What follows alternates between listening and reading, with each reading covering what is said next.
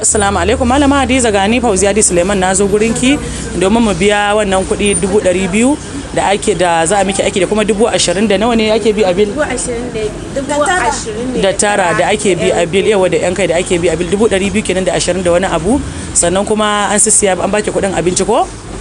To yanzu wani godiya zaki, sannan kuma me ya rage da ake bukata na asibiti? Ina godiya da bayin Allah masu rabon aljanna. Duk wanda ya sa hannunsa a wannan taimako na lalura tawa, Allah ya saka masa da alkhairi.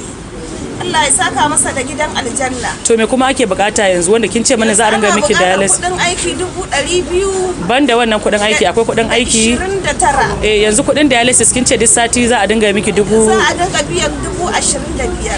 Duk sati? Duk sati. Ana miki wankin koda? Ana min wankin koda. Wannan shine ta nan ne ake miki wankin koda? Ta kafada ta ne ake min wankin koda. Yanzu so nawa aka miki a wannan satin? So 3. Shine wanda aka